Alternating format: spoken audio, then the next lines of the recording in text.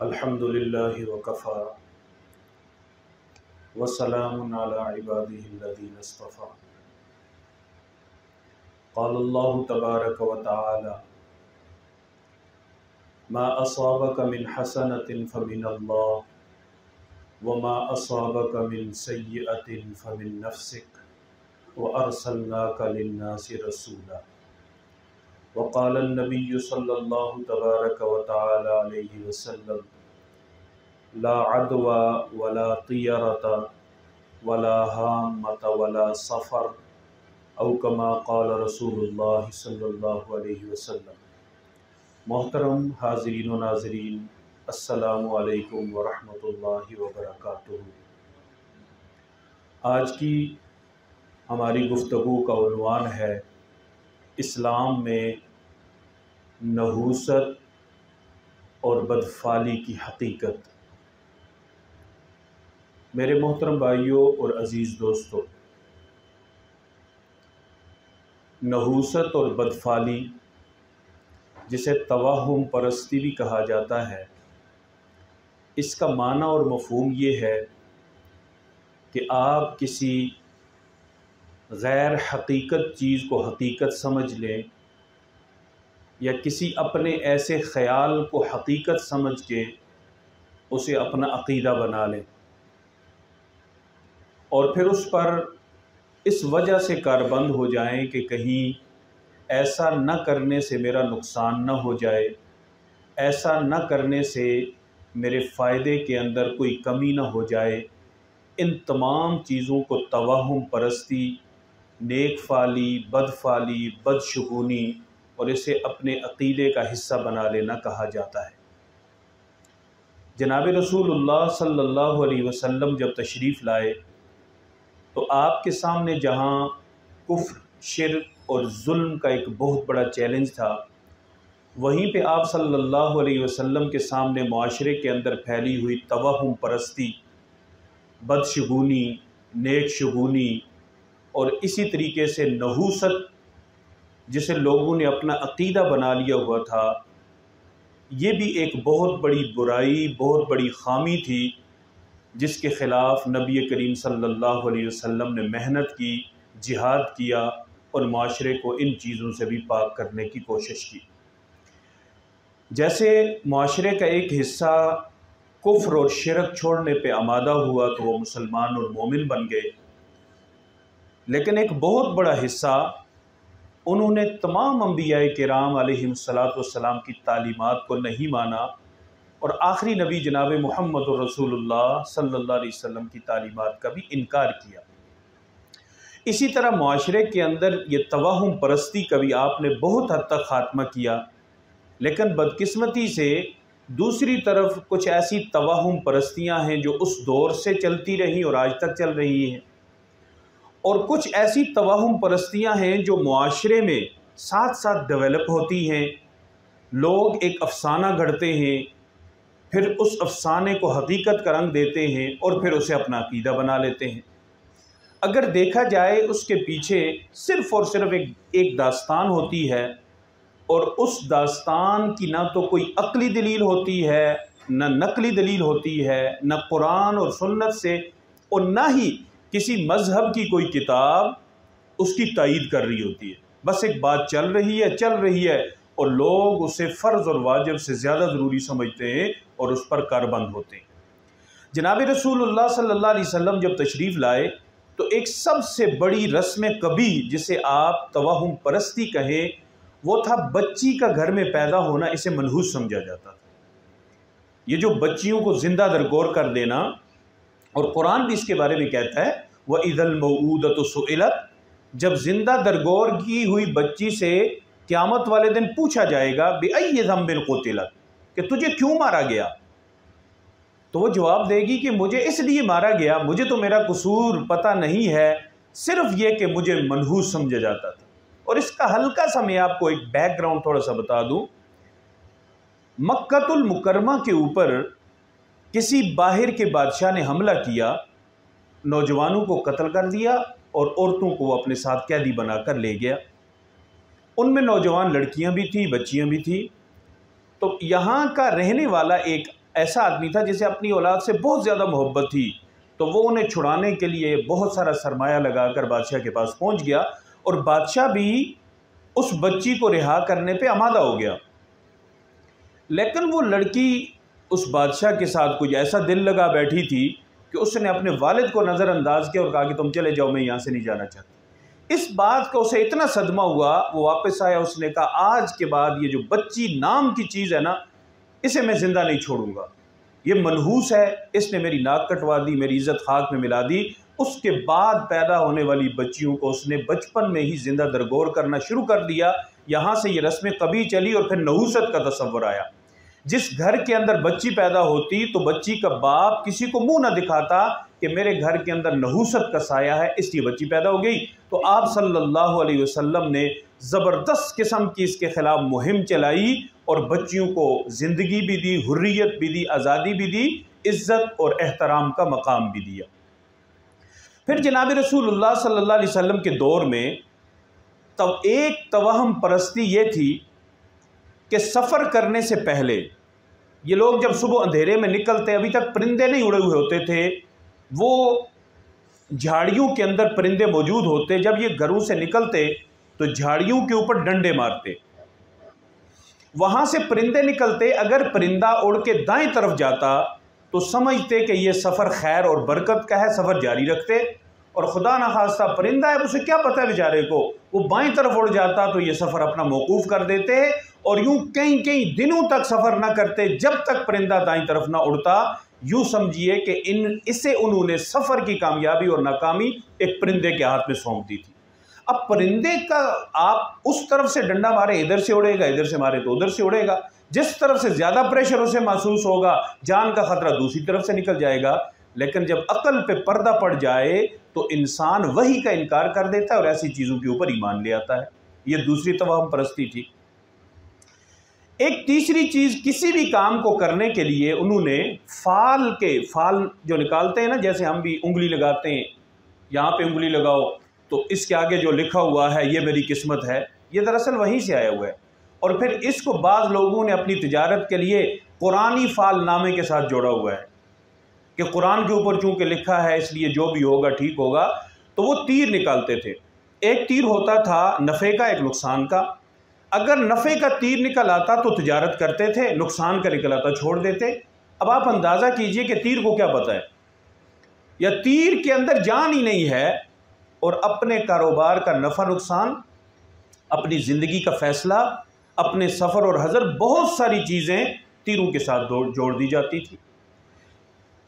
चौथी तवहम परस्ती हुजूर सल्लल्लाहु अलैहि वसल्लम के दौर में ये थी कि जब ये लोग किसी सफ़र वग़ैरह से घर आते तो दरवाजे से नहीं दाखिल होते थे, घर की पिछली साइड से दीवार तोड़ते या दीवार फलां के अंदर आके सरप्राइज़ देते थे मैं आ गया। और ये समझते थे कि ये कोई बहुत खैर व बरकत का काम है, अगर हम दरवाजे के रास्ते से आएंगे तो खुदा न खासा नुकसान हो जाएगा। तो इसकी तरदीद कुरान में की गई, वलैसल बिर्रु बिअन तअतुल बुयूत मिन ज़ुहूरिहा वलाकिन्नल बिर्र मन इत्तक़ा वअतुल बुयूत मिन अबवाबिहा वत्तक़ुल्लाह लअल्लकुम तुफ़्लिहून। ये कोई नेकी नहीं है कि तुम अपने घर की पिछली दीवार फलांग के अंदर आ जाओ। घर का जो रास्ता है कुरान कहता है वअतुल बुयूत मिन अबवाबिहा, अक्ल को हाथ मारो, दरवाज़ा आने जाने के लिए बना हुआ है और तुम बंदरों की तरह दीवारें फलांग रहे हो और समझते हो कि दीवार फलांगने से किस्मत अच्छी हो जाएगी, खैर और बरकत आ जाएगी, और अगर हम इधर से आएंगे तो कोई हमारे साथ शर और फितना आ जाएगा, तो फिर दरवाज़ा ही ना रखा जाए घर का। अगर दरवाजे से शर आती है, फितना आता है, तो फिर दरवाजे ही घर के ना रखे जाएं, रोशनदान हो, छोटी छोटी खिड़कियां हो, सारे लोग एक दूसरे को कंधा दें, एक दूसरे के कंधे पे पाँव रख के फिर वो घर के अंदर आ जाएं। कुरान ने इसकी तरदीद की। इसी तरह एक और बदफाली जो उस दौर में थी, वो ये जो सफ़र का महीना है जो अभी शुरू हो गया है, सफ़र के महीने को मनहूस समझा जाता था। और बदकिस्मती से आज हमारे यहाँ भी कुछ लोग इस वक्त भी ऐसे हैं जो सफ़र को मनहूस समझते हैं, और ये उस दौर से चला आ रहा है। पहले इसका नाम था सफ़र, और आप जानते हैं कि गिनती में अली एक से पहले जो हिंसा है उसे क्या कहा जाता है? सिफर। ये जो सिफर है बुनियादी तौर पे सफ़र से है। तो वो कहते थे जैसे सिफर खाली होता है इसी तरीके से सफ़र भी खाली होता है, इसमें कोई काम नहीं करना चाहिए। सफ़र मनहूस महीना है।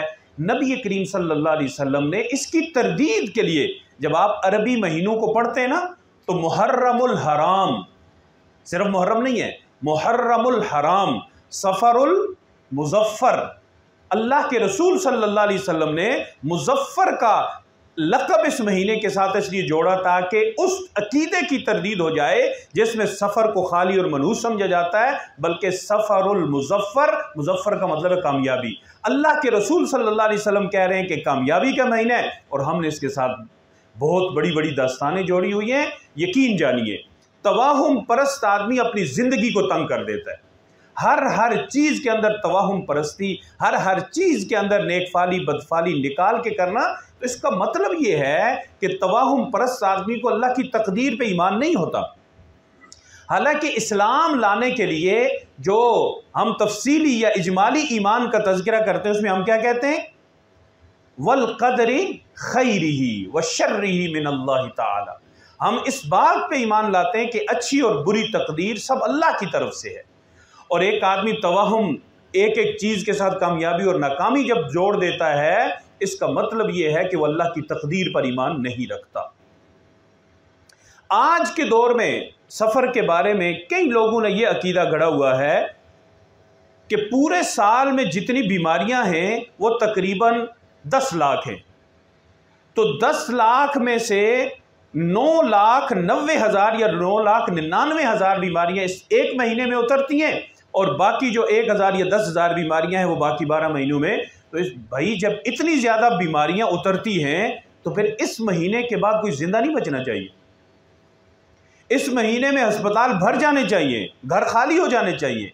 जब ऐसा नहीं है तो इसका मतलब ये है कि ये हमारी बदफाली या हमारी तवाहुम परस्ती है जिसका हकीकत के साथ किसी किस्म का कोई ताल्लुक नहीं है। इसी तरह नबी अलैहिस्सलातु वस्सलाम के दौर में एक तवाहुम परस्ती थी, बीमारी का मुताद्दी होना। वो लोग ये समझते थे कि जब किसी एक को बीमारी लग जाए बस उसे फेंक दो, उसके साथ किसी किस्म का कोई ताल्लुक ना रखो वरना तुम्हें भी बीमारी लग जाएगी। और यही अकीदा उस दौर से चला आ रहा है, और आज हिंदुओं के अंदर ये छूत छात एक अकीदा बन चुका है। बीमारी से बात आगे बढ़ गई है। ये जो हिंदू में छूत छात का मसला है, बुनियाद इसकी यही है कि अगर एक आदमी को बीमारी है, वो बीमारी दूसरे को लग सकती है। अगर एक आदमी नीच जात का है तो वो नीच जात वाला आदमी बुनियादी तौर पे उनके यहाँ गंदा है, वो पाक हो ही नहीं सकता। अगर वो गंदा आदमी किसी ऊंची जात के हिंदू को हाथ लगा देता है, उसकी गंदगी इसमें शिफ्ट हो जाती है। तो फिर वो जाता है, जाके दोबारा से वो अपने मजहब के मुताबिक नहाता है, मजहबी उसूल के मुताबिक स्नान करता है, फिर जाके वो पाक होता है। अब इसकी बुनियाद बीमारी थी, आगे छूत छात पे बात आई, और इस छूत छात ने ऐसी दीवार खड़ी की कि आज हिंदुओं के अंदर निचली जात का हिंदू ऊंची जात वाले हिंदुओं की निस्बत से मुसलमानों को ज्यादा पसंद करता है। ये जो दलित और इस तरह के लोग जो अभी हिंदुओं के अंदर फसादात हुए, मणिपुर के फसादात अभी खबरों में आपने पढ़े होंगे, और इसी तरह एक और रियासत में फसादात हुए, बुनियादी तौर पे हिंदू लड़े आपस में और फिर मुसलमान उनकी भीड़ चढ़ गए। वो तो आए रोज कोई बहाना ढूंढते हैं कि कहीं माचिस हमारे हाथ आ जाए और मुसलमानों का घर हो, हम उसको जला दें। तो बुनियादी तौर पे मेरे अजीजों ये छूत छात वहां से आया। फिर हिंदू का ऊंची जात वाला अपने मंदिर के अंदर अपने भगवान की इबादत कराने के लिए भी किसी नीची जात वाले को इजाजत नहीं देता। अल्लाह का शुक्र है हमारे यहाँ मस्जिद में तफरीक नहीं है, फिरका वरीयत अपनी जगह, यह भी एक नासूर है, लेकिन एक ही सफ के अंदर बादशाह और उसका गार्ड खड़े हो जाते हैं। मस्जिदें ऊंची नीची जात के एतबार से तकसीम नहीं है, ये हमारे नबी सल्लल्लाहु अलैहि वसल्लम का एहसान है कि आपने इबादत की जगह एक जैसी मुकर्रर की, सजदा एक जैसा है, सब कुछ एक जैसा है। तो वरना हमने हिंदुओं के साथ तकरीबन 12 से 13 सदियां गुजारी हैं। इशात इस्लाम के बाद पहली सदी के अंदर अंदर ही इस्लाम हिंदुस्तान के अंदर आ गया था, फिर हम हुक्मरान बन गए।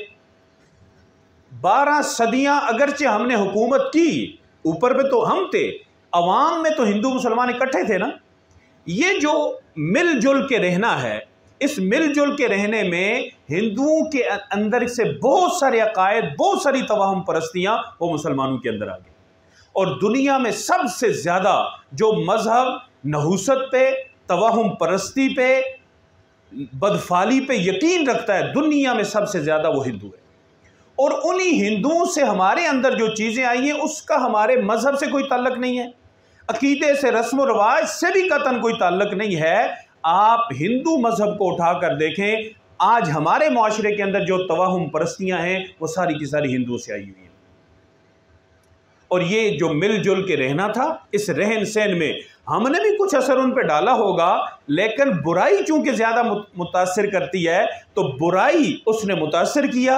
हमारे मुसलमानों ने उनसे ये चीज़ें ली। आज पाकिस्तान में, हिंदुस्तान में और बांग्लादेश में जितनी तवाहुम परस्ती है, इतनी यूरोप के अंदर भी नहीं है और अरब मुल्कों के अंदर भी इतनी नहीं है जितनी हमारे यहाँ। और ये सबसे बड़ा असर हिंदुओं के साथ रहन सहन की वजह से हुआ। मैं कुछ चीज़ें आपके सामने बयान करता हूँ, आप उसे आजकल के अपने माशरे, अपने घर के तनाजुर के अंदर देखें।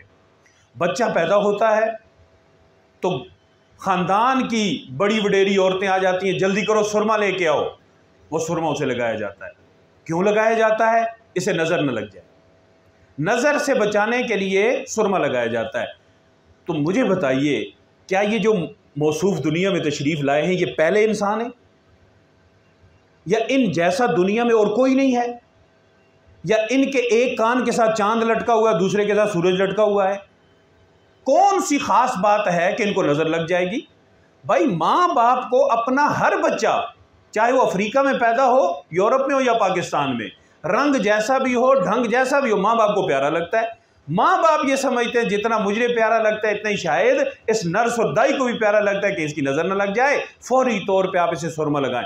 नज़र बरहक है, लेकिन नज़र से इतना खौफजदा हो जाना कि हिंदुओं की तरह माथे के ऊपर सुरमा मलना, कानों पे सुरमा मलना, चेहरे पे सुरमा मलना, ये हिंदुओं का अकीदा है जो हमारे अंदर रस्म बद की सूरत में आया है। और ये एक तवाहुम परस्ती है, इससे अपने आप को निकालें। सुरमा नबी करीम सल्लल्लाहु अलैहि वसल्लम की सुन्नत, लेकिन इसे खुदा बना के अपने माथे पे लगाना या हाजत रवा बना लेना, यह तवाहुम परस्ती है जिसका इस्लाम से कत्तान कोई ताल्लुक नहीं। नंबर 2, आंख दाईं फड़के तो अच्छी खबर मिलेगी, आंख बाईं फड़के तो बुरी खबर मिलेगी। अब क्या आंख हमारी इस अच्छी और बुरी खबर के लिए फड़कना छोड़ दे? फड़कना क्या है? आंख का खुलना और बंद होना। हम पूरा दिन 1 मिनट के अंदर कितनी दफ़ा इसे बंद करते और खोलते हैं? ये अल्लाह का एक निज़ाम है। ये आंखों की सफाई के लिए है, इंसानों के लिए के पास भी और हैवानों के लिए भी। मछली आंख नहीं झपकती क्योंकि उसकी आंख पे डस्ट नहीं लगती, वो पानी में है। अल्लाह पाक ने उसकी आंख के ऊपर एक उभरी हुई एक्स्ट्रा झिल्ली दी हुई है जो पानी के साथ मुताबिकत रखती है, वरना जो खुश्की के जितने भी इंसान और जानवर हैं वो सारे आंख झपकते हैं। अगर बदकिस्मती और खुशकिस्मती, अच्छी और बुरी खबर का ताल्लुक आंख के फड़कने से हो तो फिर बाईं आंख को टेप लगा के पक्का बंद कर दिया जाए और दाईं को ही फड़काया जाए। इसलिए आंख के फड़कने से कुछ नहीं होता। कई लोग बस इधर आंख फड़की, उधर उनका दिल धड़कना शुरू हो गया, कुछ हो गया, कुछ हो गया, फिर हो जाता है, फिर हो भी जाता है और बंदा उसका अकीदा और मजबूत हो जाता है। ना जी, आंख फड़की थी मेरी तो सुबह से ही आंख फड़क रही थी, कुछ होगा, हो गया। तो जब भी होता है पहले आंख फड़कती है, या जिनका खुदा ना खास्ता नफ़ा या नुकसान होता है पहले आंख फड़कती है, गलत बात है। हिंदुओं का ये तसव्वुर है, हमारे यहाँ हमारे मजहब में इसकी कोई हकीकत नहीं है। आंख फड़के उसे नज़रअंदाज कर दिया जाए। हर हाल में अल्लाह से तौबा, इस्तिग़फ़ार और आफ़ियत सुबह शाम मांगनी चाहिए। हमारे नबी सल्लल्लाहु अलैहि वसल्लम सुबह शाम अल्लाह से आफ़ियत मांगते थे, लेकिन आंख फड़कने पे उन्होंने किसी चीज़ से ना हमें डराया है और ना किसी चीज़ की खुशखबरी दी है। फिर अगली चीज़, दाएं हाथ में खारिश आ जाए तो पैसे आते हैं ना या जाते हैं? आपके यहाँ क्या मशहूर है? दाएं हाथ में खारिश आ जाए तो पैसे आते हैं, बाएं में आ जाए तो जाते हैं। बड़े आसान है पैसे। तो फिर बंदा नौकरी ना करे, कोई ऐसी दवाई खा ले जिससे दाएं हाथ में खारिश ही आती रहे और पैसे आते रहेंगे। भाई अब हम खारिश के साथ हमने इनकम को जोड़ दिया। तो फिर इनकम का बेहतरीन सोर्स ये है कि पूरा पाकिस्तान बैठ के सारा दिन दाएं हाथ को खारिज करता रहे, डॉलर की बारिश होती रहेगी, और बाएं हाथ को बंद कर दे या कोई ऐसी इसके ऊपर मालिश कर दे कि इसमें ज़िंदगी भर खारिज ना आए, ऐसे प्लास्टिक की कोटिंग चढ़ा दें। ये भी हिंदुओं से आया है। हमारे यहाँ हमारे मज़हब में किसी किस्म की खारिज का किसी अकीदे के साथ कोई ताल्लुक नहीं है। फिर कहते हैं जी पाँव में खारिश आए, दाएं पाँव में खारिश आए तो सफ़र अच्छा है, बाएं पाँव में खारिश आए तो सफ़र बुरा है।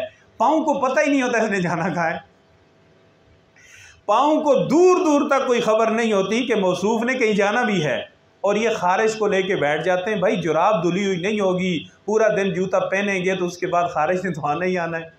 खून साफ नहीं होगा, अच्छी दवाइयाँ अच्छी खुराक नहीं होगी, खारिश ने तो आना ही आना है। तो जिनके पाँव में खारिश नहीं आती क्या वो सफ़र नहीं करते?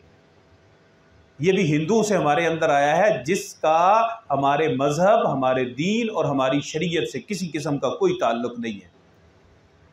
फिर एक अकीदा ये है कि जो ही रात हो जाए तो सूरज गुरूब होने के वक्त दरवाज़ा बंद नहीं करना। भाई क्यों बंद नहीं करना? नहूसत है, पता नहीं रूहें आती हैं कि क्या आता है। जुमेरात वाले दिन गुरूब आफ्ताब से पहले पहले खाना तैयार करके रखना है, रूह ने आगे खाना है। याद रखें सूरतुल मुतफ़्फ़िफ़ीन, सूरतुल इन्फ़ितार हमें ये बताती है रूह जब बदन से निकल जाती है वो दो जगह पे होती है, या इल्लियीन में या सिज्जीन में। अल्लाह पाक नेक रूह से पूछते हैं तेरी कोई ख्वाहिश, तो शहीद की रूह कहती है मैंने दुनिया में वापस जाना है। अल्लाह फरमाते हैं ये नहीं, ये हो ही नहीं सकती, कोई और बता। सूरह यासीन हमें ये बताती है कि हबीब नज्जार को जब शहीद कर दिया गया तो शहादत के बाद उन्होंने अल्लाह से क्या कहा कि या अल्लाह मुझे दुनिया में वापस भेज दे। व माली अला अअबुदुल्लज़ी फ़तरनी व इलैहि तुरजऊन। इसके बाद की जो आयात हैं वो हबीब नज्जार का ये सारा जो अल्लाह के साथ मुकालमा है, या लैत कौमी यालमून बिमा गफ़र ली रब्बी वजअलनी मिनल मुकरमीन। अल्लाह पाक मुझे वापस भेज दें ताकि मेरी कौम जान ले कि अल्लाह ने मेरे साथ क्या इज़्ज़त और इकराम का मामला किया है। अल्लाह ने फरमाया कि जो हो गया वो हो गया, वापस हम तुझे नहीं भेजते। तो वापस किसने आना है? जिस्म ने तो आना नहीं, रूह की वापसी का मुतालबा था। तो ये रूह का आना मगरिब के वक़्त या जुमेरात के वक़्त, ये सिर्फ़ और सिर्फ कुछ लोगों ने अकीदा बनाया था कि जुमेरात को हर घर में अच्छा पके और फिर हमारे पास हमारी खानकाह के अंदर आ जाए, फिर हम अपनी मर्ज़ी से खाएं, या किसी गरीब के घर जुमेरात को खाना भेजो। हफ्ते वाले दिन गरीब भूख से मर रहा है, आप जुमेरात का इंतज़ार कर रहे हैं कि हम जुमेरात को खाना भेजेंगे। जब जुमेरात को आप खाना लेके जाएं, हो सकता है भूख से वो मर चुका हो, आपके नहीं सवाब चूँकि आज मिलना था। रूह ने आज आके परमिशन देनी थी खाना भेजने की, इससे पहले तो रूह की परमिशन नहीं थी, इसलिए हमने खाना नहीं भेजा। बिल्कुल गलत बात है। ये भी हिंदुओं का अकीदा है जिनका 7 जन्म का अकीदा, 7 जन्म कि एक इंसान अपनी ज़िंदगी में 7 दफ़ा पैदा हो, एक दफ़ा मरता है फिर आ जाता है, फिर मरता है फिर आ जाता है। इंसान है कि छलावा है? आ गया तो बस चला गया। इसी को बार बार पैदा करने की क्या ज़रूरत है? 7 पैदा कर, अल्लाह 7 पैदा करने पे भी कादिर है, 7 लाख पैदा करने पे भी कादिर है। इसलिए वापसी वाला तसव्वुर नहीं, एक ही दफ़ा वापसी है और वो है आखिरत में। फिर ये इल्लियीन सिज्जीन में ये भी समझ लें कि बदन इंसान का कब्र में होता है और अच्छाई या बुराई बदन और रूह ने मिल के की होती है। अल्लाह पाक उस रूह को कुछ देर के लिए कब्र के अंदर जिस्म से उसका ताल्लुक़ कायम करते हैं, और अगर वो नेक है वो लुत्फ़ उठाता है, रूह भी और जिस्म भी। और इस ताल्लुक़ की एक बड़ी मिसाल ये है कि बहुत बड़े अल्लाह वालों की कब्रें बसा औक़ात खुल जाती हैं, अंदर उनका जिस्म क्या होता है? सलामत होता है। ये वो ताल्लुक़ है जो अल्लाह पाक कायम करते हैं। ठिकाना रूह का इल्लियीन या सिज्जीन है। इसलिए जुमेरात वाले दिन हर रात हर दिन में 2 टाइम नहीं 3 टाइम अच्छा पकाएं, बांटें। लेकिन ये खाने को दिनों के साथ जोड़ना, इसका कोई ताल्लुक़ नहीं है दिनों के साथ, इसका ताल्लुक़ भूख के साथ है, गरीब के साथ है। जब गरीब जहाँ गरीब नज़र आए उसी वक़्त देना सबसे बड़ी अजर और सवाब की बात है। अगर आप लैलतुल क़द्र या शब बरात का इंतज़ार करेंगे, ज़्यादती कर रहे हैं। इसलिए रूहों का वापस आना या मगरिब के वक़्त दरवाज़ा बंद करना, इससे कोई फ़र्क नहीं पड़ता। फिर रात के वक़्त झाड़ू नहीं देना, माल चला जाएगा। भाई खौफ माल के जाने का है तो झाड़ू बेचारे को क्यों कसूरवार बनाते हैं? उस माल को बैंक में कोई लाकर लेके उसमें डाल दें जाके, वो नहीं जाएगा कहीं भी। झाड़ू दे दिया, सफाई कर दी तो माल चला जाएगा, कत्तान कहीं नहीं जाएगा। रात को गंदगी हो गई घर में, आप सुबह का इंतजार कर रहे हैं और सारी रात बदबू में गुजार रहे हैं, इसलिए कि अगर झाड़ू दे दिया तो उसके साथ दौलत चली जाएगी। कहीं नहीं जाती दौलत, बिल्कुल कहीं नहीं जाती। जब भी ज़रूरत हो घर झाड़ू तो क्या, फर्श को धोएं, सर्फ डालें, खूब अच्छे तरीके से उसको चमका के ऊपर पॉलिश लगाएं, तब भी कुछ नहीं होता। फिर एक तवहम परस्ती ये है कि रात के वक्त नाखून ना काटे जाएं। क्या होगा नाखून काटने से? रात को किसी से लड़ाई हो जाए, उसकी सारी खाल नोच लें, नाखून सुबह काट लें। जब नाखून बढ़ जाएं, फितरी चीज़ है, इसको काट देना चाहिए, जब वक़्त मिले काट देने चाहिए। रात को कंघी नहीं करनी चाहिए औरतों को, इससे भी घर में नहुसत आती है। भाई नहुसत कंघियों से अगर आती है, सारी कंघियाँ तोड़ दें, ना रहेगी कंघी और ना आएगी नहुसत, कोई फ़र्क नहीं पड़ता। फिर कहते हैं कैंची अगर खाली चल जाए तो लड़ाई होती है, तो दर्जी की दुकानों में तो चलती ही रहती हैं, फिर तो वो सुबह आए और शाम को वहाँ से एक आध डेड बॉडी जाए, इतनी कैंची वहाँ चलती है। तो इसलिए कैंची के खाली चलने या कपड़े को काटने या वैसे ही इस्तेमाल करने से कोई फ़र्क नहीं पड़ता। आप जब किसी दुकान पे कैंची ख़रीदने जाते हैं तो वो दिन को कितने लोगों को खाली कैंची चला के बताता है, जी एक ये है, एक ये है, ये 1 नंबर, ये 5 नंबर, तो उसको तो हर बंदा आके उसका सर फाड़ दे। फिर कहते हैं कि अगर कौवा आपकी दीवार या दरख्त पे बैठ के काएं काएं करता है तो कोई मेहमान आने पर, तो ये कौवा ना हुआ, ये कोई जदीद किस्म का कोई रडार सिस्टम हुआ जिसने आपसे पहले ही मेहमानों का अंदाज़ा लगाया। आपको पता ही नहीं है और कौवा साहब को पता है। भाई अशरफुल मखलूक़ात हमें, और पता कौवे को चल गया कि आपके घर मेहमान तशरीफ़ लाने वाले। तो इसका मतलब यह है कि कौवा अपना गला ही साफ़ ना करे। जिस दिन आपके मेहमान आने उस दिन कौवा काएं काएं करे, जिस दिन मेहमान नहीं आए उस दिन चुप करके बैठ जाए। भाई बोलते क्यों नहीं हो? मेहमान ही नहीं आ रहे। मेहमान आएंगे तो मैं बोलूँगा, पहले कैसे बोलूँ? कितने ही लोगों की घर की छत पे आगे दर्जनों कौवे बैठे होते हैं, लेकिन उनका जो ड्राइंग रूम है उसमें सोफ़ों के ऊपर जो चादर डाली हुई होती है वो भी पूरा पूरा साल उसको तकलीफ नहीं देते। भी कोई गरीब का बच्चा जाए तो दरवाजे के बाहर अस्सलाम वालेकुम, और जी खैरियत है, पीछे दरवाज़ा बंद करते हैं, ठीक है खैरियत से हैं, कहाँ आए थे, खैरियत है, मैं ज़रूर आपको अंदर लेके जाता, बस ज़रा सा मसरूफ़ हूँ, उधर से फारिग कर दिया। शायद वो बोरी बिस्तर लेके आया हो। कौवे तो वहाँ पे भी काएं काएं करते हैं। इसलिए कौवे के काएं काएं करने से ना मेहमान आता है ना जाता, कुछ भी नहीं होता। हम बोलते हैं तो कौवा भी बोलता है, फितरी सी एक चीज़ है। फिर एक तवहम परस्ती ये है, छींक आई, किसी ने याद किया है, और उधर से छींक आने पे हम ज़ुकाम की दवाइयाँ लेने लगते हैं। ज़ुकाम है कि किसी ने याद किया है, अभी तक हम ये भी फाइनल नहीं कर पाए। किसी ने बड़े बुरे वक़्त पे याद किया, किसी ने बहुत बुरे तरीके से याद किया, किसी ने बहुत अच्छे से याद किया, कुछ भी नहीं है। छींक एक फितरी अमल है, एक तबी अमल है। अल्लाह पाक बदन को रिफ़्रेश करने के लिए अल्लाह ने छींक का अमल रखा हुआ है, बंदा चुस्त हशाश बशाश हो जाता है। इसके अलावा छींक का और किसी किस्म का हमारी ज़िंदगी से, हमारे अकीदे से किसी भी किस्म का कोई लेन देन नहीं है। ये किसी भी वक्त आ सकती है। जब ज़ुकाम लग जाए तो ज़्यादा आने लग जाती हैं, तो क्या सारी दुनिया में याद कर रही होती है? फिर एक हमारे यहाँ तवहम परस्ती ये है, अभी आपको याद किया था, माशाल्लाह बड़ी लंबी उम्र है आपकी, तो क्या जिसको आप याद करें और वो आ जाए, तो इसका उम्र से क्या ताल्लुक है? उम्र के लंबा होने से इसका क्या ताल्लुक है? ज़रा पीछे जिन जिन को हम याद करते रहे लिख लें कि उस वक़्त वो आ गए थे, फिर उनकी उम्रें देखें।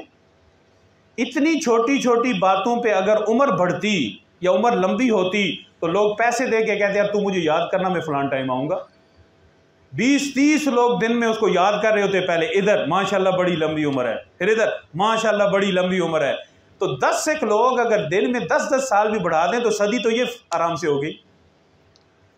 इसका भी उम्र के साथ कोई ताल्लुक नहीं है। इंसान का जहन कभी किसको याद करता है, कभी किसको याद करता है, किसी को अच्छे अंदाज से याद करता है, किसी को बुरे अंदाज से याद करता है। लिहाजा इसका किसी खैर या शर से या उम्र से कोई ताल्लुक नहीं।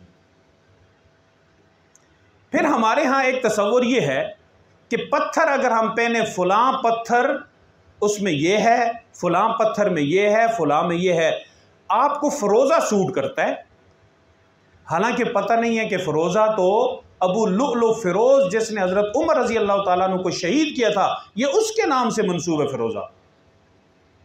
कातिल उमर के नाम के साथ मंसूब पत्थर को हम किस्मत का पत्थर या मालदारी का पत्थर समझते हैं और हमें पता भी नहीं। फरोजा देख लें कहाँ से इसका नाम चला था। अबू लुलु फिरोज से पहले भी ये पत्थर था, नाम क्या था इसका, तारीख उठाकर देख लें। अगर उसके नाम से मंसूब ना भी हो तब भी इसके अंदर कोई नफ़ा कोई नुकसान नहीं है, कोई किस्मत नहीं है। आप अकीक पहन लें तो इससे आपको ये फ़ायदा हो जाएगा, आप याकूत पहन लें, आप नीलम का पत्थर पहन लें। मैं आपसे एक सवाल करता हूँ, इस दुनिया में इस वक्त सबसे मोहतरम सबसे कीमती पत्थर कौन सा है? हजर अस्वद। उस हजर अस्वद को नबी करीम सल्लल्लाहु अलैहि वसल्लम ने चूमा जन्नत का पत्थर होने की वजह से और फरमाया कि ये गुनाह चूस लेता है। हजरत उमर रजी अल्लाह ताला अन्हु ने मुमकिना तौर पे लोगों के अकीदे में बुराई आने के ख्याल से क्या कहा? पत्थर सुन, तू पत्थर है, ज़हन में रखना, इससे ज़्यादा कुछ नहीं है। मैं तुझे इसलिए चूम रहा हूं कि मैंने अपने आका को देखा सल्लल्लाहु अलैहि वसल्लम, आपने होंठ मुबारक तुझ पे रखे, मैं इसलिए तुझे चूम रहा हूं। अगर मेरे नबी ने तुझे न चूमा होता उमर तुझे कभी न चूमता, क्योंकि तू एक पत्थर है, ना नफा दे सकता है ना। अगर जन्नत से आया हुआ पत्थर हजरे अस्वद जो मेरे और आपके अकीदे में सबसे कीमती और सबसे अफजल पत्थर है, वो अगर किसी नफे नुकसान का मालिक नहीं है तो फरोजा भी नहीं है, अकीक भी नहीं है, याकूत भी नहीं है, चांदी भी नहीं है, सोना भी नहीं। और फिर उसके बाद सबसे बड़ी बदफाली और बदकिस्मती हमारी ये है, हिंदुओं के साथ रहने की वजह से हमारे यहाँ बहुत सारे ऐसे अकायद आए जो ये सारे पीछे मैंने बयान किए, ये सारे हिंदुओं से आए हैं। और उसके साथ साथ कब्रों के ऊपर पड़े हुए पत्थर लोगों ने भी मोहतरम समझते हैं, और आप देखें कई औरतें उठा के उनको मल रही होती हैं, उन पत्थरों से मसाज कर रही होती हैं। रखा भी किसी इंसान ने कहीं से पड़ा हुआ उठा के, और वो पत्थर हमारे नफ़े और नुकसान का मालिक बन जाता है। और कुछ जगहों में तो अल्लाह माफ़ करे, कहते हैं जी कि बारिश हो रही हो और वो ना रुक रही हो तो फलां मज़ार पे जाओ, वहाँ पत्थर पड़े हुए हैं, उनको ला के आग में फेंको, बारिश रुक जाती। तो गोया बारिश का खुदा हमारी दानिश में ये पत्थर है। यानी घुमा फिरा के वही मूर्ति वाला तस्वर हमारे अंदर मौजूद है। पत्थर से मूर्ति बनती है, हम सिर्फ उसको मूरत का नाम नहीं देते, हिंदू उसको सीधा पत्थर करके इबादत करते हैं और हम ऐसे ही उसे हाजत रवा मुश्किल समझते। फिर लोग कब्रों की मट्टी उठा के खाते हैं खुशकिस्मती के लिए, फलां बुजुर्ग की कब्र की मट्टी मैंने उठाई, बच्चे को खिलाई, ऐसे ज़हन तेज हो गया। पता नहीं कौन सा केमिकल था वो जिसने अंदर का सारा सिस्टम ही बिल्कुल रिफ्रेश कर दिया। और फिर इससे आगे मकान बना, गाड़ी ली, मकान इतना खूबसूरत शानदार बनाया, हर चीज़ नक्शे में है, एक चीज़ नक्शे में नहीं थी खुद डाल ली, और वो क्या है? टूटी हुई जूती। यहां पे इंजीनियर से नहीं पूछते कि ये कहां पे लगानी है, ये कहां खूबसूरत लगेगी। यहां पे हम खुद इंजीनियर हैं, हमारा मजहब हमें कहता है जूती लटकाओगे अल्लायाज़ुबिल्लाह सुम्मा अल्लायाज़ुबिल्लाह, अल्लाह भी तुम्हारे मकान को नुकसान नहीं पहुंचा सकते क्योंकि जूती लटक गई है। गाड़ी लेते हैं, उस गाड़ी के आगे जूती मौसूफ लटक रही होती है, ज़बरदस्त किस्म की गाड़ी, अंदर बैठा हुआ बंदा खुश शक्ल भी होता है, सब कुछ होता है, लेकिन यहां पता नहीं क्या ताला लगा हुआ है, वो जूती इसकी गाड़ी को बचाएगी। हमारे बहुत सारे नौजवान भाई मोटरसाइकिल लेते हैं और आगे काला कपड़ा बांधा हुआ होता है, पीछे सैलेंसर के साथ काला कपड़ा यूं हिल रहा होता है, वो उसको पावर दे रहा होता है। काले कपड़े ने इसको टर्बो इंजन बना दिया मोटरसाइकिल का, अब ये उड़ता जाएगा। यानी इतने हम अकीदे के एतबार से गिर गए हैं कि जूती हमारा खुदा है, वो हमें नफ़ा नुकसान देती है, हमारे मकान को तहफ़्फ़ुज़, हमारी गाड़ी को तहफ़्फ़ुज़ फराहम करती है। और इसकी लेटेस्ट फॉर्म इस जूती की एक खुस्सा आजकल बना हुआ मिलता है, छोटा सा, बाज़ ने पीतल का बनाया हुआ होता है, बाज़ ने चांदी तक का बनाया हुआ होता है, और वो खुस्सा शरीफ वो गाड़ी के आगे किसी जगह पे ऐसे करके लगा हुआ होता है। तो ये खुस्सा तेरे ही आसरा, तू नहीं मंजिल पे पहुंचाना, अगर तू ना होता तो पता नहीं क्या नुकसान हो जाता। अल्लाह पाक ऐसे लोगों को जूतों और कपड़ों के हवाले कर देते हैं। सेहत, बीमारी, किस्मत के लिए किसी ने चैन डाला हुआ है, किसी ने धागा बांधा हुआ है, अब उसे भी नहीं पता क्यों बांधा हुआ, किसी को देखा बांध दिया, उस दिन पता नहीं किस जगह पे मैं खड़ा था, वहाँ एक आदमी ने कुछ चीज़ देने के लिए हाथ आगे किया तो सुर्ख धागा, यकीन करें रंग उतर के इतनी बुरी हालत उसकी, लेकिन वो समझता था कि अगर मैंने इसको काट दिया शायद शरक कट जाएगी मेरी। अकीदे जोड़े हुए हैं इसके साथ। अगर मैंने मज़ार पे मौजूद जो झंडी है उसको गिरा लगाई तो मेरी किस्मत बंध गई, और मजबूत करनी है तो एक और लगा दी, एक और लगा दी, एक और लगा दी, तो यूं गिरें लगा के हम अपनी किस्मत को मजबूत करते हैं। तो क्या जो गिरें नहीं लगाता उसकी किस्मत ऐसे ही रुलती पड़ी हुई होती है? अब मेरे भाइयों, इसके अंदर एक किरदार कम इल्मी का है, एक किरदार जहालत का है, मजहबी पस्ती का, और एक किरदार मीडिया का है। मीडिया इस तवहम परस्ती में किस तरह किरदार अदा कर रहा है? एक पूरा मैगजीन के ऊपर एक सफ़ा होता है, आपका ये हफ्ता कैसा गुजरेगा सितारों की रोशनी में। भाई सितारों को क्या पता कि आपका हफ्ता कैसा गुजरेगा? मेरा फलां सितारा है इसलिए मेरी तबीयत के अंदर ज़रा सख्ती है, मेरा फलां सितारा है मेरी तबीयत में थोड़ी सी नरमी है। भाई ये सारे सितारे अल्लाह के, तेरे कोई नहीं है। जा जाके झोंपड़ी बना, उस पर कोई बनाने देगा? पता ही नहीं है वो सितारा है कहाँ, लेकिन वो मेरा वो सितारा है, मेरा फलां बुर्ज है, मेरा फलां सितारा है। सितारों की रोशनी में मैगजीन उठा के देख रहे होते हैं हमारा ये हफ्ता कैसा गुजरेगा, हमारी किस्मत क्या है। और उसके साथ साथ ये जो मीडिया के ऊपर कहानियाँ, बच्चों के लिए कार्टून या दीगर कहानियाँ जिनमें भूत चुड़ैल ये कुछ नहीं है, जिन का तस्वर, इंसान जिन फरिश्ता, इसके बाद जो भूत है ये तखय्युल है। ये भूत कहाँ से हकीकत बना, ये चुड़ैल कहाँ से हकीकत बनी? जैसे हम बच्चों को डराते ना, हवा आ जाएगा। हवा बुनियादी तौर पे कोई चीज़ नहीं है, एक तस्वर है अभी तक। आगे चल के जिन भूत चुड़ैल के साथ हवा भी एक मखलूक बन जाएगी, और फिर वो मखलूक हमें कभी डराएगी कभी नहीं डराएगी। हम खुद डरे हुए होते हैं, दरख्त के ऊपर से रात को कोई फल गिरता है अंधेरे में, मैंने खुद देखा है, सफ़ेद रंग के कपड़े थे, सफ़ेद रंग के जूते थे, सफ़ेद रंग की पगड़ी थी, सफ़ेद रंग की दाढ़ी थी, यूं मुझे देख रहा था, गया किधर, छोड़ क्यों नहीं दिया, साथ क्यों नहीं लेके गया? कितने ही लोग हम में से करोड़ों अरबों की तादाद में जिन्होंने ये जिन भूत की कहानियां सुनी हुई हैं, फलां ने देखा, खुद कोई नहीं कहता कि मैंने खुद अपनी आंखों से देखी। एक औरत नुमा थी जिसके बाल ऐसे चेहरे पे पड़े हुए थे, लंबे लंबे दांत थे, आंखों से आग निकल रही थी। आप में से किसी ने देखी है कभी? नहीं है तो कहां से देखते? ये भी वो एक तवहम परस्ती है, चुड़ैल का असर है। अब फिर ये जिन तो है, चुड़ैल, भूत, आसेब, ये जब हमें कोई थोड़ी सी परेशानी होती है हम इन्हें उठाते हैं और सीधा किसी जेली आमिल के पास पहुंच जाते हैं।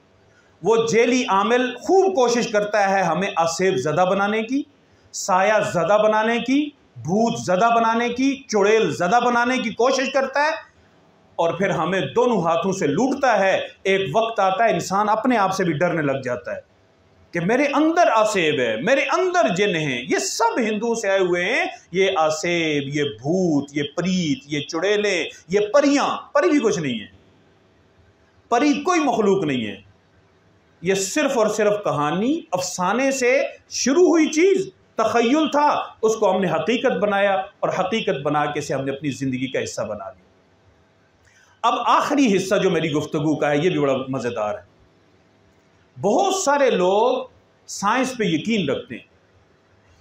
हमारे यहाँ डॉक्टर हजरात जो हैं, चूँकि अपनी हमारी तहकीक ज़ीरो है ना, हमारी अपनी तहकीक कोई नहीं है, हम तहकीक का इंतज़ार करते हैं, गोरा तहकीक करता है और उसके बाद वो हमें बताता है, और फिर हम उस तहकीक पे आंखें बंद करके ईमान ले आते हैं। जैसे हमारा मज़हब कहता है कि बीमारी में आगे दूसरे को मुंतकिल होने का कोई तस्वर नहीं है। अगर एक जगह पे एक वक्त में 10,000 लोगों को भी इकट्ठे बीमारी हो जाए, अल्लाह का हुक्म होता है, उसकी तकदीर में लिखी होती है, सबको तकदीर की वजह से होती है, एक दूसरे से नहीं होती। अगर ऐसा होता तो कोरोना की वबा जब हर तरफ फैली हुई थी, कितने लोग ऐसे जिनको नहीं हुआ? अब इतनी हवा चल रही थी तो फिर हर एक को होना चाहिए था ना। हवा में जब ये उड़ के लगती है, नबी करीम सल्लल्लाहु अलैहि वसल्लम के दौर में भी ये चीज़ आम थी, ये उस दौर की तवाम परस्ती है। आप सल्लल्लाहु अलैहि वसल्लम ने फरमाया ला अदवा, बीमारी में तादी नहीं है। एक साहब खड़े हुए, कहा हुजूर हमारे यहाँ ऊँटों को खारिश लगती है, उससे दूसरे को लगती है, दूसरे से तीसरे को लगती है, तो हम खारशी उनको अलग कर देते हैं। आप सल्लल्लाहु अलैहि वसल्लम ने फरमाया, ये बता पहले को कहाँ से आई? पता नहीं पहले को कहाँ से। कहा जिस ज़ात ने पहले को लगाई वही ज़ात दूसरे और तीसरे को लगाती है। इसकी तादी नहीं, तकदीर, छूत-छात नहीं, तकदीर। अल्लाह चाहे तो एक वक़्त में करोड़ों को लगा दें, अल्लाह चाहे एक वक़्त में दर्जनों को लगाएं, अल्लाह चाहे एक वक़्त में एक को लगे, बाकियों को ना लगे। और कई बीमारियां ऐसी हैं, बड़ी ख़तरनाक जरासीम है उनके, लोग इकट्ठे खाते हैं, उनके साथ नहीं होती, हालांकि वहाँ पे भी तो जरासीम है।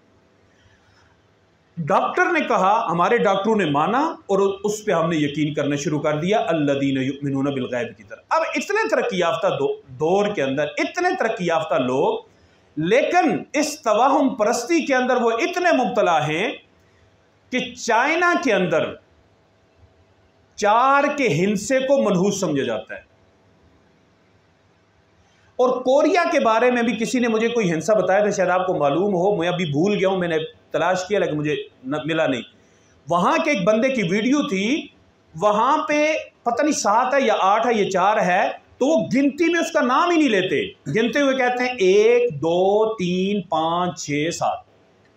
उस लफ्ज से इतना डरते हैं कि उसका नाम ही नहीं लेते। और चाइना के बारे में जो मैंने पढ़ा, कहते हैं चाइना वाले बाज मंजिलों में 3 ही मंजिलें बनाते हैं, चौथी बनाते ही नहीं है, मनहूस है। और अगर बड़ा टावर बनाए तो लिफ्ट में 4 का बटन नहीं होता, क्योंकि चौथी मंजिल होती नहीं है, उसका नाम ही नहीं होता। क्या ये कम तरक्की याफ्ता है? क्या उन्हें इतना पता नहीं है कि 4 में क्या रखा है, ये 4 हमारा क्या नुकसान कर देगा? तो उनके यहाँ ये एक तवाहुम परस्ती है, इतने तरक्की याफ्ता दौर में भी।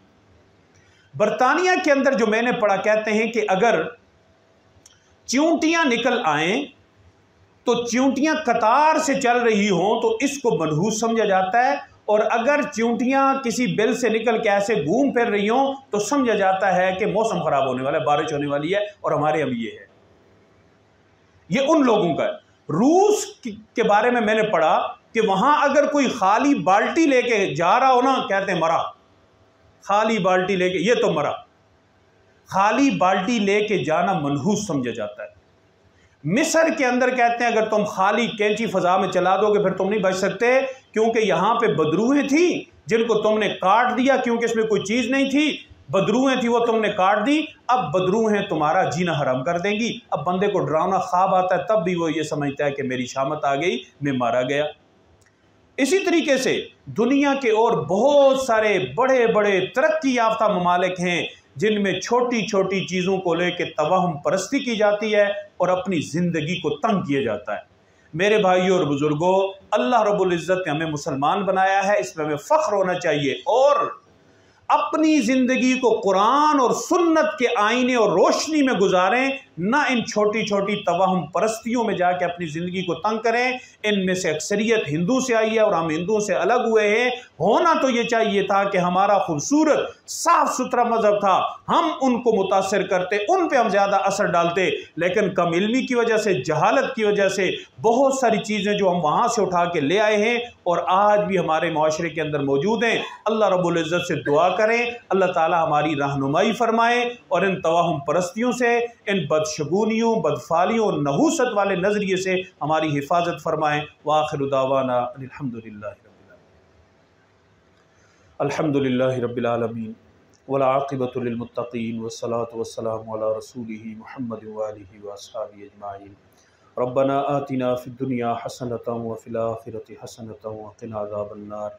नस्तग़फिरुल्लाह रब्बी मिन कुल्लि ज़ंबिन व नतूबु इलैहि। सल्लल्लाहु तआला अला खैरि ख़ल्क़िहि मुहम्मद व आलिहि वसल्लम।